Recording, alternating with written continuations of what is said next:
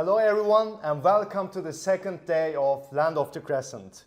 Here we have another very special guest, Burak Tezateşer, the founder of Nowhere Studios. He is the founder and also one of the designers for a few titles. Welcome, sir. Hey, John. How are Very you? nice to meet you. Nice to meet you as well. So it's a privilege because you started with Kickstarter. We started with Kickstarter at a fairly early time before, let's say, the boom of the hyper-casual games in Turkey. And you were there before us. So we saw you as some kind of an example. It was our first contact with each other. I Yeah. mean, when you were preparing for Yes, sir. Kickstarter, you called me one day with some panic mode. I mean, you were looking for something, you didn't know how to do it. And I remember that day. I mean, I was walking in somewhere in Ayaza. As always in game development, there was some kind of a crisis. And it was one of my very first big crises. Yeah. So yeah, I have to admit that you were always very calm and helpful. Thank you for that. Thanks a lot. I mean, we've been all to each other, I guess. Yeah. So you were there before the hyper-casual boom, and you were there before games were deemed profitable in Turkey. So what made you follow this kind of a dream in the first place? I mean, in 2010s. Yeah, it was 2010s, and it was quite different than it was today, right?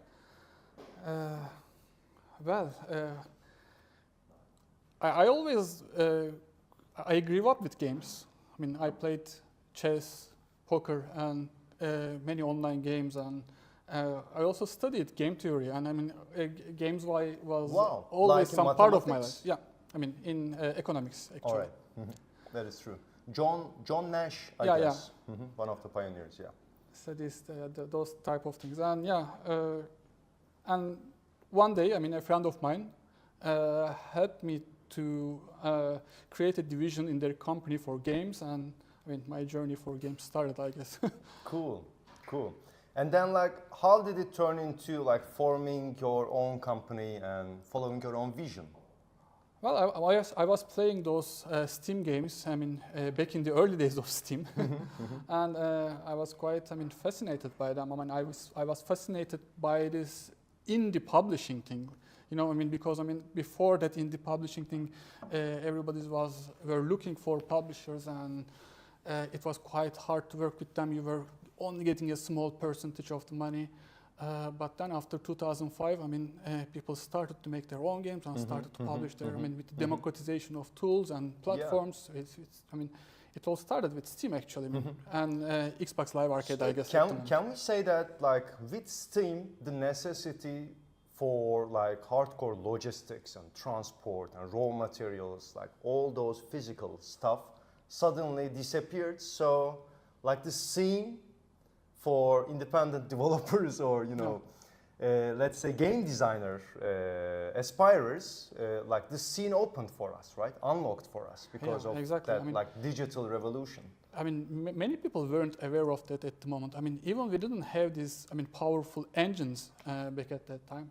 But now, there are much more developers around for PC sure. and consoles right now. For sure. All right.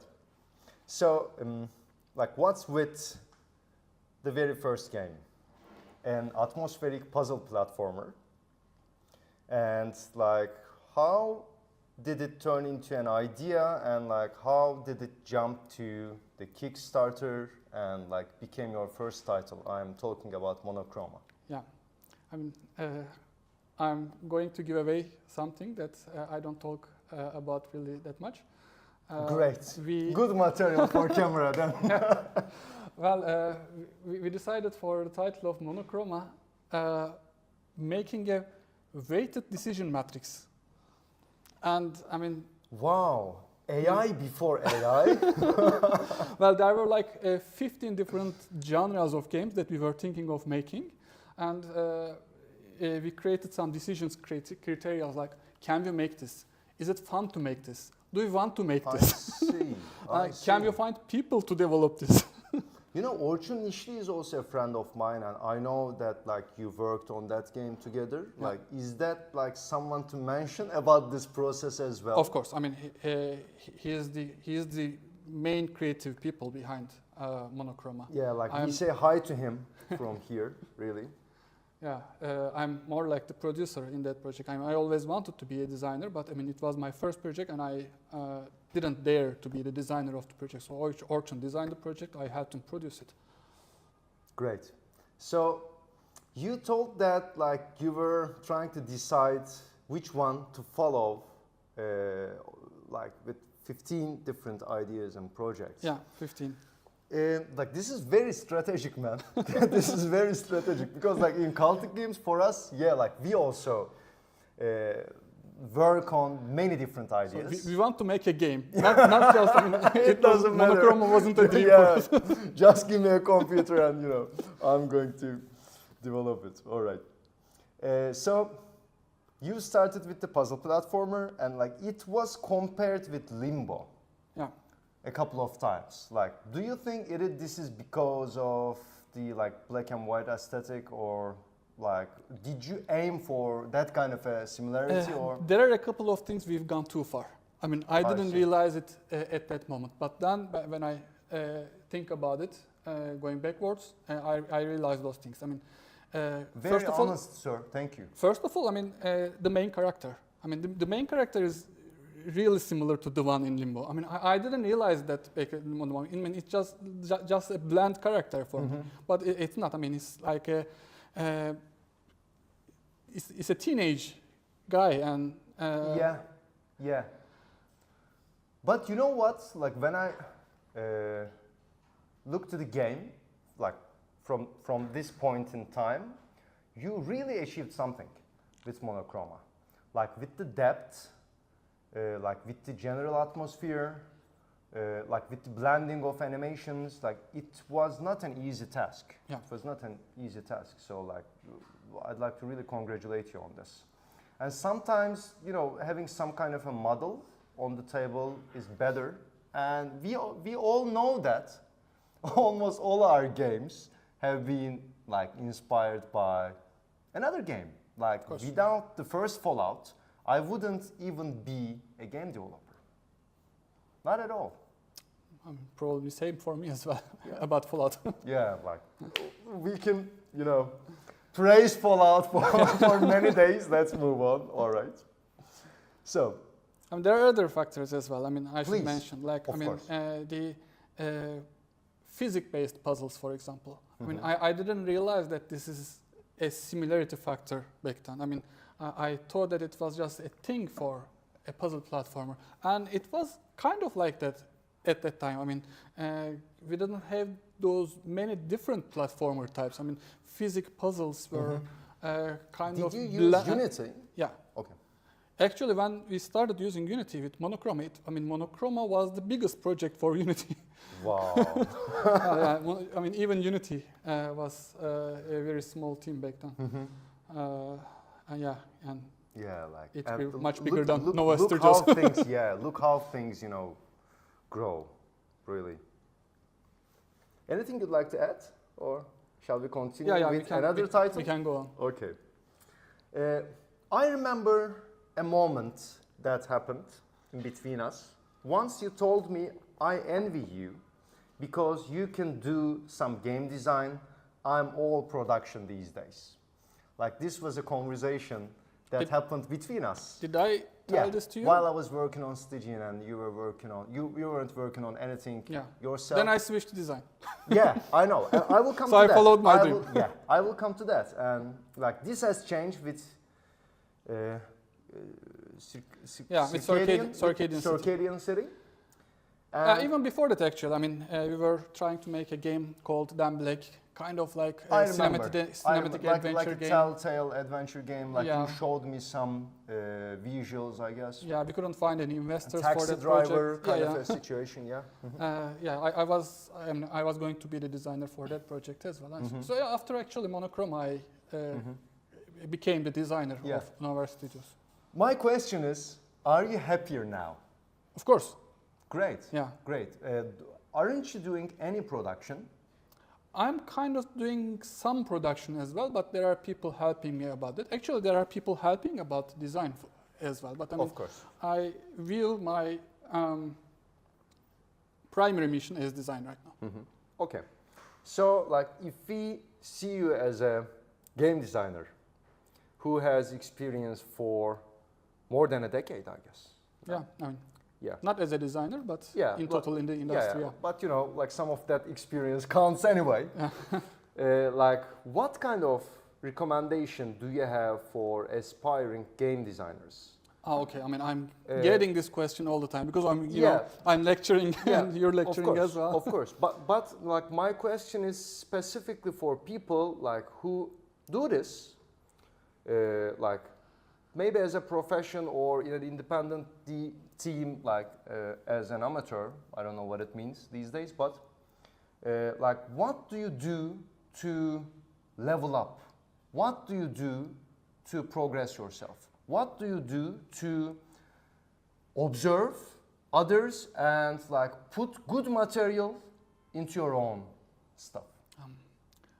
Okay, I mean, whatever I say, I mean, it won't be enough. I mean, there are lots of things to learn, but the major things, I guess, is to learn about how a game studio works and how a game is developed, what stages in the game development there, and in which stage you should do what kind of work. You need to understand those type of things, and I mean, when you're starting the industry, I mean, everybody is dreaming about becoming a designer, and I was dreaming about becoming a designer. But even in the studio, I found out myself, I didn't dare to be the designer. I mean, because I mean, I knew there were things that I needed to learn, and I mean, there were. So like, what was your biggest surprise? Like, while we were all started by playing games, right? And like we all assumed that game design was something like this, something like that, and then we faced the real deal. So what was the biggest surprise for you? You need to when did you say, what the fuck is going on? Like I wasn't dreaming about this kind of a thing. You need to understand what the programmers are doing. Very good point. I mean, without understanding them and without speaking the same language, it's impossible. Yeah, very good, very good. Do you have any tips about like trying to find a mutual language with Well, I mean, engineers, programmers? starting from a programmer path is great. I mean, you understand, I mean, Yeah. you speak the same language. But if you're not coming from that background, I mean, you need to learn some things. You need to spend some time together. You need to learn how they think. You need to learn how they produce things, and you should learn what you can ask from them. Sounds valid, sir. Okay, so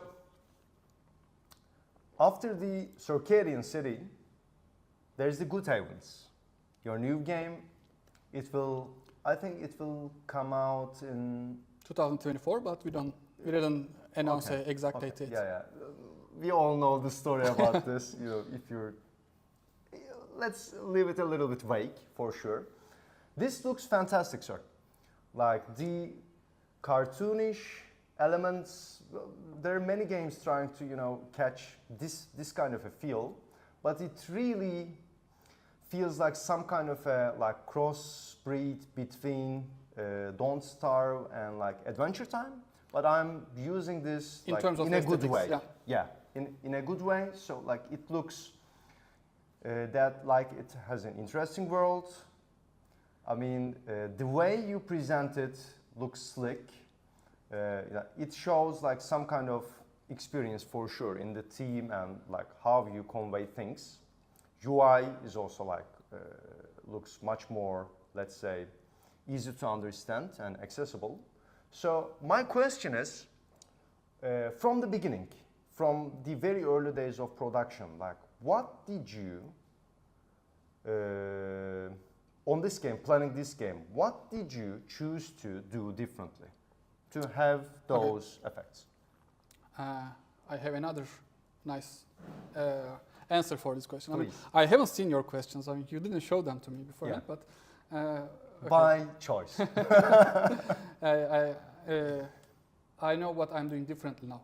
First of all, I think I understood what, we're kind of a Steam-first approach. We're releasing our games on PC first, and Steam is the biggest player there, of course. So I think I understood what Steam users are looking for. And it's also related with the algorithms of Steam as well. Steam shows your game. It also makes sense with your background. Like finance, game theory. You probably maybe dabbled with statistics before, so yeah. I'm not talking about that. Algorithm things that much, but I'm thinking that Steam is showing you first to the people who played the similar games before. So anyone who would start playing your game or our game as an indie developer would have played 20 games of that genre before. So they have very elevated taste, Yeah. They know what they're looking for. You RPG players are as the developer, you need to surpass their expectations, and it's you need to understand. And it's almost impossible. You need to understand those games very well, as much as those hardcore gamers of the genre. Very true. Otherwise, you cannot get a really good score. And you need to answer to their expectations. I'm reading reviews a lot. Yeah, me as well. Yeah, I spend every day at least 10 minutes every day. Read some game reviews on Steam. And that really helps. For sure. I remember myself reading and answering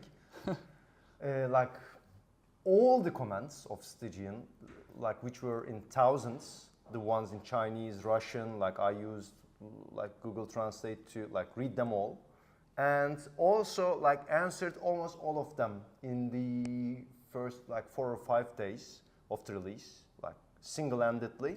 The team was in holiday, they were in some kind of a burnout, but I couldn't do that. I didn't have the luxury. I read them all.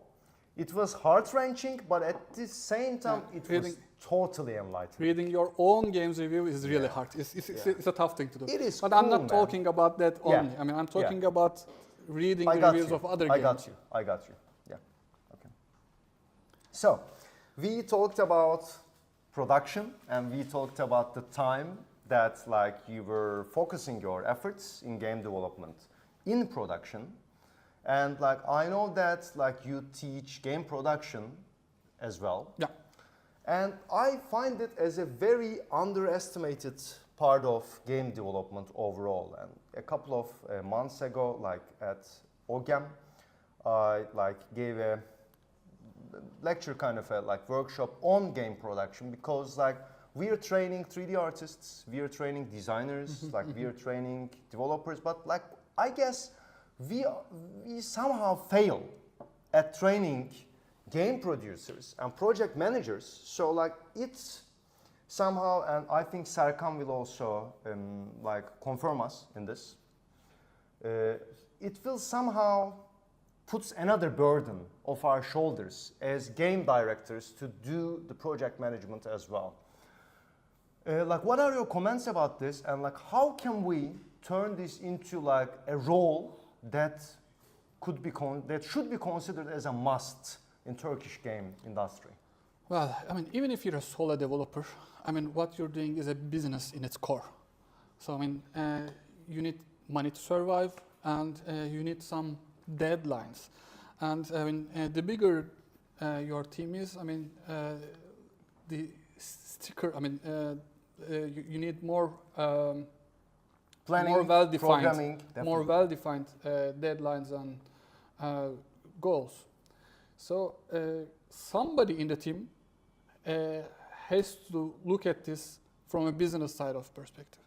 So you need to learn about this if you're starting your studio. If you're even if you're not a studio, if you're just a team of developers, somebody in that team need to look at things seriously. We need to make this within this time scope, within this budgets, etc., etc. And they need to start looking for funding or I mean maybe investors. I mean they should think about marketing and all these things. I mean, when you fail one part of this, It's all everything fails. Yeah. So like, what can we do? What can we do to like encourage young people to, you know, like for the possibility of becoming game producers and project managers and well, I mean, business developers? spending some time, I mean, in any time in any type of game development environment will force them to learn these things if nobody is doing those things. I believe. But I mean, it's helpful probably in a university environment to learn about this stuff a little at least, and be prepared a little. I agree. All right, so like another observation I made about the 3 games you're making or made in the past, they all belong to different genres, like Monochroma, puzzle platformer, like in an atmospheric world, and then like Circadian City, it's a life sim of a sort, like with dream world elements, and now Good Havens, like it's a like survival kind of a like cartoonist sim. So I think I'm approaching to games I like more, little by little, you know. Yeah. Like for us, I mean, like we started with the Dream project. I always wanted to, you know, develop an RPG, but I also like the change. I also like to like work on different material, like with different elements and tools. So like it was a choice by us to like switch to a different kind of a 2D, a different kind of a gameplay feel and stuff like that, because this is such a demanding job that refreshing yourself here and there, refreshing your perspective helps to keep your motivation. Are you like that, or like is there any other decision behind it? There are 2 things. I mean, one is encouraging others to make like this maybe, and the other answer would be, I mean, probably sticking in the same genre is better. For the first approach, I mean, you don't always work in the games that you like playing the most.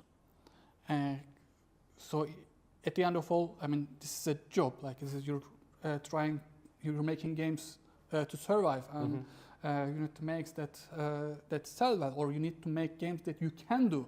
Even, I mean, maybe you're playing some AAA games, but I mean, as an industry, you can't develop AAA games. Yeah, so like each year, some student group comes to me at first year, at like the first grade, and they told me that, like, teacher, like, we have formed a team, we are going for AAA quality kind of a thing, and you know, in 2 weeks' time, they become invisible. Yeah, so I mean, you can't always work on your dream game the moment you start in the industry, even if it's your own studio. Yeah, like if you want to keep your sanity, of course. Of course. Well, from the other point of perspective, it's, well, I should add another thing. But once you learn how to make games, the genre you play the most becomes an area that you can create an edge to other games. Very wise. So, you know, I agree. I mean, at the end of 10 years in the industry now, that I feel I can create an edge now. I mean, I'm now trying to make the best game in my genre. Good luck, bro. Really but before that, I that. mean, Really before that, I was trying to somehow make a game that holds. No, Yeah. I mean, I wasn't trying to create that edge that time. Yeah. From the other perspective, starting with the genre you want to make is a good idea because, I mean, it builds up. Very true. I mean, sometimes we talk about different projects at the office. Like sometimes we mention like fighting games. For example, I love fighting games. Like, of course, like I played like my share of Street Fighter, Samurai, Shodown, Darkstalkers, like you name it. So Serkan is coming here, I guess. Yeah. We have summoned Serkan. But at the same time, you know, I'm not a pro gamer. I'm not really into fighting games. Like, I'm not that person who knows every fucking move of Scorpion. So in the end, like, if I find myself in developing that kind of a game, I know that I cannot be the creative director, because the creative director should be a maniac who has spent like a huge amount of time in that universe. And like, while playing those games, like, he should know about the feel, he should know about the timing, the rhythm, like the complexity of the moves, like all the problems of different games. So I can when some of my teammates, they mentioned to like make a game like that, I tell them like, I can be the art director. Like, I can work on the characters, but I cannot guarantee you like some kind of a really, like you mentioned, a gameplay on the edge, because like, I'm not living on that border. I'm living on the border of like RPGs, on narrative games, like somehow some other, let's say, indie gameplay-oriented mechanical games here and there. But I'm not that person. So yeah, I totally agree with you. Like, the genre that you play, that you spend the most time in, after some experience, it should be your expertise. And it also holds up for the team as well. Yeah. And I believe, everybody in the team should be playing those games extensively. Very true. Sometimes, they're not coming from those games, they should start playing those games if they're developing a game like that. Yeah.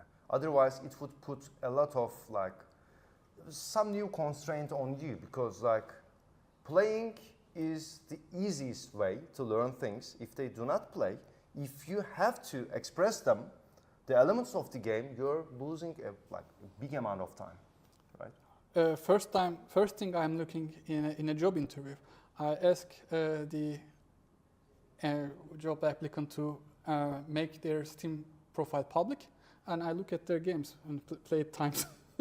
Makes sense. Are you listening? You people who are going to get recruited by Nowhere Studios in the future. Okay, so for Good Heavens, I know that you're working with like an American publisher. So any comments for aspiring game developers, like who have the dream of like working with a publisher like from the States or from Europe in the future? How is your communication? Any tips on that? Our journey is kind of weird, because we started without a publisher, then we started to work with a publisher in our newer games. It was always my case so far. So normally, the normal path would be to start with a publisher, because there are things to learn about marketing and other things, and then if you feel comfortable, you should start developing on your own. But we've done the wrong thing, I guess. We usually do. I think working with the publisher helps you to focus on the game itself, and it's a big plus. Okay. So, like, what should they, like those people, like who are on the verge of like making such a deal or a similar thing, like what should they be prepared for while working with a publisher, a big publisher? Well, the publisher is looking for studios, good studios, and studios are looking for good publisher, and they're all judging each other with the track record of the publisher and the developer. So other than that, I think they should look at previous games published by those guys. Do they know the genre? Genre, yeah. And do they have team members that would really help those developers when they're stuck, when they're don't know what to do, etc. Like I do not have to be politically correct on this one, because like I do not have an ongoing deal with anyone at the moment, and like my recommendation would be stick to your damn milestones. We all know that. Okay, so like it was very enjoyable to talk with you on your games. Would you like to add anything else, like for our audience, for also players, we talked about like the development side of things, but I know there are players watching us, listening to our experience. Do you have anything to share with them? The only thing I want to add actually is this. I mean, how awesome this event is. Really, I always wanted to do something like this, but I never had the energy. I didn't know how to do it, and I really congratulate you guys. And Thank you. Like, yeah, it's really an honor to be part of this. Yeah, thank you. Thanks a lot, sir. Like, we have to send some big kudos to Buglab Tekmer team, Mr. Güven Çatak, Görkem, my team, Buglab Tekmer team again, like Oytun Hoca, Züleyha, Berk, a lot of people. But you know, we will turn to that. But yeah, it's also a privilege for me to be a part of it. We got like around 5 minutes. So, and you know, we spoke from time to time. Let's talk about Kickstarter. Okay, mostly in crisis times. So it's a good opportunity for me to, you know, hang out and, you know, talk about game development generally. Let's talk about Kickstarter. Yeah. What has changed in the Kickstarter? You know climate? what? I mean, how many people were calling you after you succeeded your Kickstarter in campaign? Turkey? Yeah. Throughout years? Well, I more was than getting, 100. I was getting a call every day almost. I mean, someone has some kind of a project and they want. How did you do it, bro? What's going on? From which country did you get the money? Kind of a deal, huh? Yeah. Every day. Yeah. I mean, I'm not as easy to find as you, sir. I'm not, so I have an advantage about that. It's not easy to reach. You know? Yeah, but like a lot of people wrote. Well, it's not the same. I tried to return to a good deal of them, but you know, after all, we have so limited time. You know, trying to make games that require a huge amount of time. So like, if I missed anybody, like I'm sincerely sorry. It's not mine. But you know, you did it before us, and a couple of years later, like I had my own experience. But when I think about Kickstarter these days, I do not feel prepared because like there is like more than 7 years in between, and the climate and the dynamics, the board game revolution happened in between. So like it has drastically changed. So yes, I have the experience, but I do not feel at ease to like share that experience because it might be a little bit outdated. Like, how are you in this case? Well, I don't know if I should put any of my games to Kickstarter from now on. I mean, partly because of how Steam works again. You know what I mean? There are some people who follow you. I mean, these are people who you're, you know, socially influenced somehow from social media, from people around you, etc. Those are the people who would buy your game whenever you release it. If you go to Kickstarter, they would buy it from Kickstarter, and they would just activate their product on Steam. And this wouldn't kick at the release. This wouldn't kick the algorithms of Steam because I mean the sales on. I mean they're not helping. Okay, because they're free keys. Yeah. Okay. Good point of view. So Good I mean it I helps like them that, to I like buy that the you're game from very Steam. Steam and algorithm oriented because like this is a necessity. This is a reality.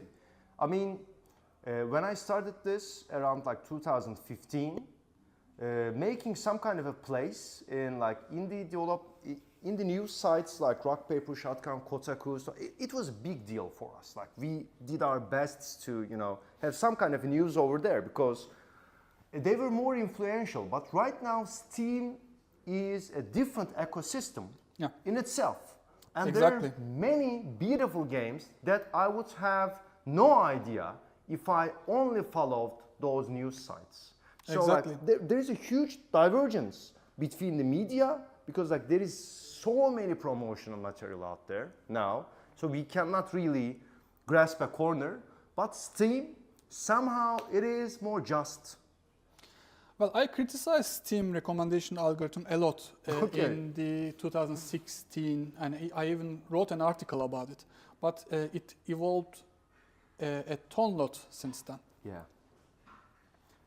Like, do you find it like better, more? Much better, much Okay, better. I mean, okay. I currently explore new games on Steam now. Yeah. Yeah. And it helps you really find like hidden gems and interesting Yeah, titles. yeah. Good to hear. Good to hear. Because like we are broadcasting on Steam, so it might be good to end with this. All right. Thanks a lot, everyone. We were with Burak Tezateşer of Nowhere Studios. It was a personally very enjoyable talk going on between us. Thank you, sir. See you around. Take care. We're going to continue with. Yeah, I'm sorry. we're going to continue with Serkan from Hero Concepts, the creator behind Mayhem Brawler and the upcoming Mayhem Brawler 2. Let's keep watching Land of the Crescent. Thank you.